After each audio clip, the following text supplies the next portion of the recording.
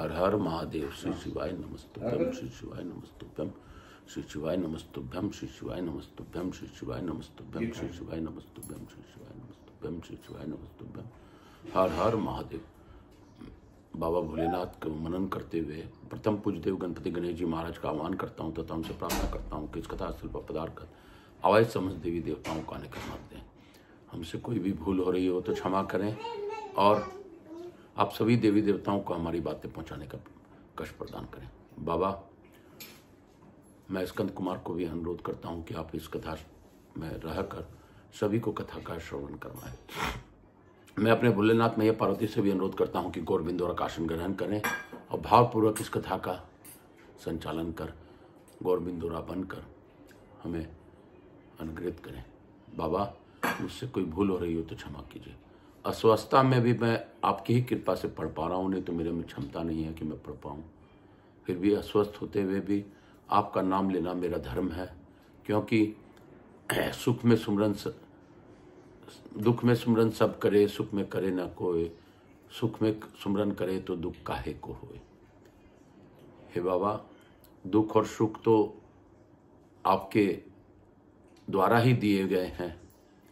दुख आना स्वाभाविक है, सुख भी आना स्वाभाविक है। दुख के बाद सुख और सुख के बाद दुख, यह तो प्रक्रिया है और चलता ही रहेगा। मैं आपके चरणों में नतमस्तक होते हुए, मैं आकाश रजड़िया बंसल गोत्र पुनः उमा शंकर नारायण देवी कांता रजड़ पुत्र आचार्य संगीत कृष्ण जी महाराज संवरिया बाबा मेरे गुरु, मैं उनको वंदन करते हुए आज की कथा प्रारंभ करूंगा। पंडित प्रदीप जी मिश्रा को जितना धन्यवाद दूं वो कम है। काल हरा दुख हरा दारिद्र हरा कष्ट हरा, हर हर महादेव शंभु शंभु बोल बम का नारा है। बाबा एक सहारा है। कल हम लोगों ने पढ़ा था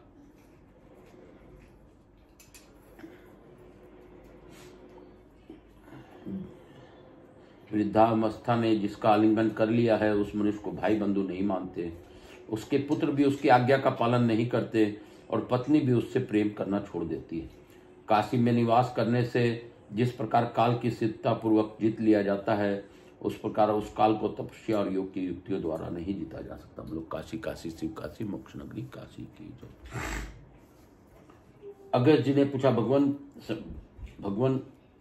भगवान शंकर ने राजा दिवोदास से किस प्रकार काशीपुरी का परित्याग करवाया। कार्तिक जी बोले, गिरिराज मंदिर की तपस्या से संतुष्ट हुए भगवान शिव ब्रह्मा जी के वचनों के गौरव से मंदरांचल को चले गए। उनके चले जाने पर उन्हीं के साथ संपूर्ण देवता भी वहां चले गए।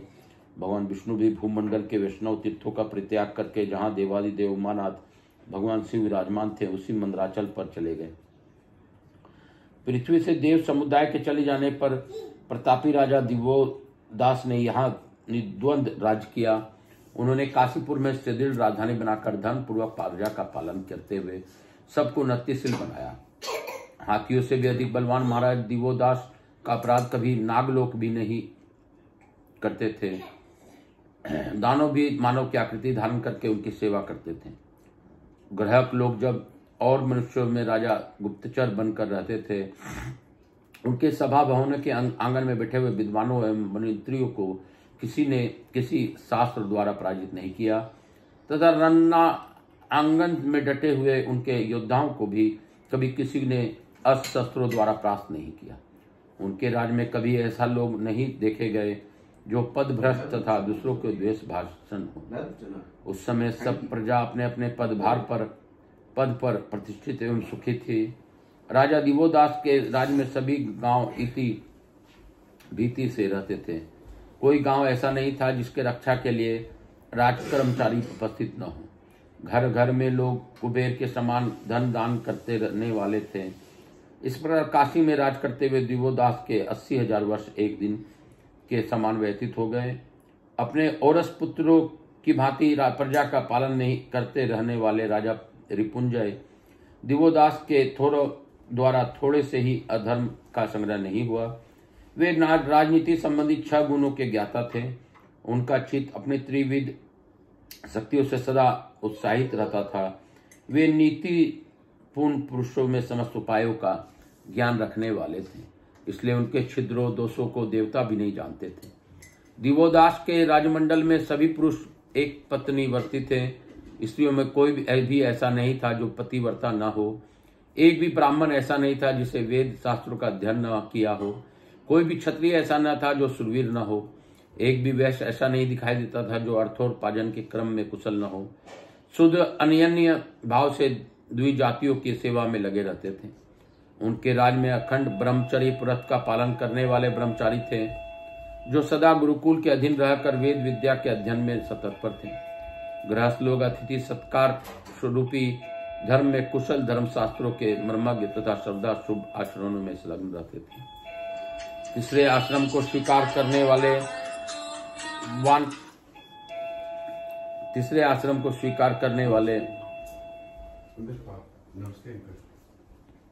उनके राज्य में अखंड ब्रह्मचर्य व्रत का पालन करने वाले ब्रह्मचारी थे, जो सदा गुरुकुल के अधीन रहकर वेद विद्याओं के अध्ययन में तत्पर थे। गृहस्थ लोग अतिथि सत्कार रूपी धर्म में कुशल, धर्म शास्त्र के मर्मज्ञ तथा सर्वदा शुभ आचरणों में संलग्न रहने वाले थे।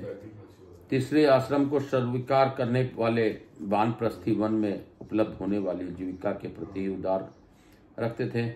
ब्राह्मण वार्ताओं के प्रति उनके मन में कोई उत्सुकता न थी और न ही वैदिक मार्ग में चलने वाले थे। उनके राज में रहने वाले सन्यासी सब प्रकार के आसक्तियों से रहित, जीवन मुक्त,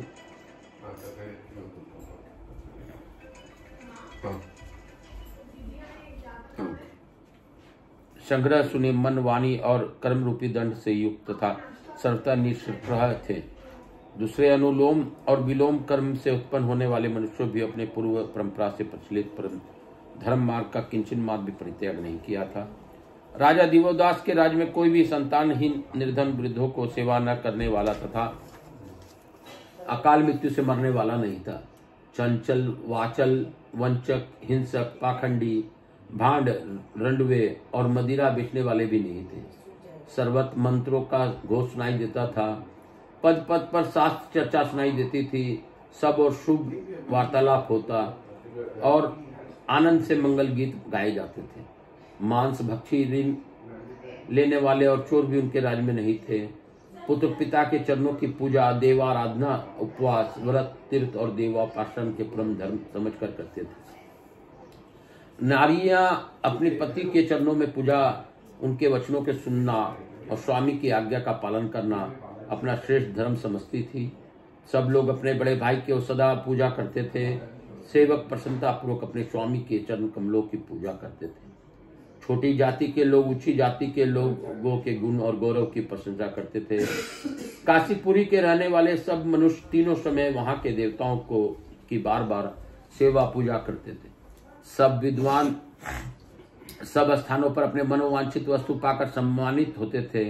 विद्वान लोग तपस्वी महात्माओं के तपस्वी महात्मा, जितेंद्रिय पुरुषों को जितेंद्रिय महापुरुष, ज्ञानियों को और ज्ञानी लोग शिव योगियों को पूजा करते थे। ब्राह्मणों के मुख रूपी अग्नि में दिन रात विधि पूर्वक उत्तम रूप से तैयार की हुई मंत्रपुत एवं बहुमूल्य हवि का हवन किया जाता था। देवोदास के राज्य में जहां तहां सब और पग पग पर शुद्ध द्रव्य राशि के द्वारा बावली, कुआं और पोखरा खुदवाने वाले तथा बगीचे लगवाने वाले धर्मात्मा पुरुष बहुत बड़ी संख्या में थे। वहां सब जाति के लोग अनिद्य उत्तम सेवा कार्य से संपन्न हो हृष्ट पुष्ट दिखाई देते थे।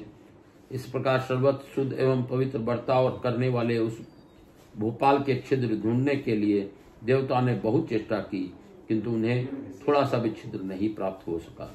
बोलो काशी काशी शिव काशी मोक्ष नगरी काशी की जय। काल हर दुख हर दारिद्र कष्ट हर हर महादेव शंभु शंभु बोल बम का नारा है, बाबा एक सहारा। आज इसी अध्याय के साथ आज की कथा यहीं पे विराम दूंगा। बाबा भोलेनाथ ने मुझे काशीपुरी के इस अद्भुत कथा के श्रवण करने, करवाने, पढ़ने, पढ़ाने का अवसर प्राप्त दिया है और लोगों को सुनाने का धर्म दिया है। बाबा जरूर ही मुझसे इस विश्व का कल्याण कराना चाहते हैं। तो जो भी इस कथा का श्रवण करे उन्हें कष्ट दूर हो और उनके सत्कर्मों में बाबा साथ दे, यही मेरी प्रार्थना है। हम लोग लघु आरती करते हुए आज की कथा यहीं पे विराम देंगे। कपूर गौरम करुणावतारम संसार सारम भुजगंधहारम सदा वसंतम हृदयारविंदे भवम भवानी से श्री राम जय राम जय जय राम, श्री राम जय राम जय जय राम, श्री राम जय राम जय जय राम, श्री राम जय राम जय जय राम, श्री राम जय राम जय जय राम। हर हर महादेव। काल हर दुखर दारिदर कष्टर मातृ देव पितृदेव सब पितृदेव का बिना जल्दी हर हर महादेव, हर हर महादेव, हर हर महादेव।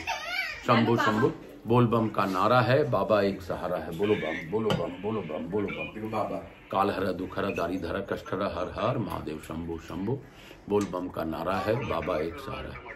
बोलो बम, बोलो बम, बोलो बम, बोलो बम। मैं आप सबको वंदन करते हुए प्रथम पूज्य देव गणपति गणेश जी महाराज, लक्ष्मी जी महाराज, रिद्धि सिद्धि शुभ लाभ कुबेर जी महाराज से अनुरोध करता हूँ कि हमारे यहाँ निवास रहकर अखंड कृपा बनाए रखें। आवाज समझ देवी देवताओं से अनुरोध करता हूँ कि अपने स्थान को गमन करें, हमें आशीर्वाद प्रदान कर अपने स्थान को गमन करें, पुनः बुलाने पर पधार का आशीर्वाद दें। मैं अपने भोलेनाथ में या पार्वती को भी धन्यवाद देता हूँ, उन्होंने गौर बिंदु रखकर रूप में इस कथा का श्रवण किया। काल हरा दुखरा दारिधरा कष्टरा हर हर महादेव। शंभु शंभु बोल बम का नारा है, बाबा एक सारा हर हर।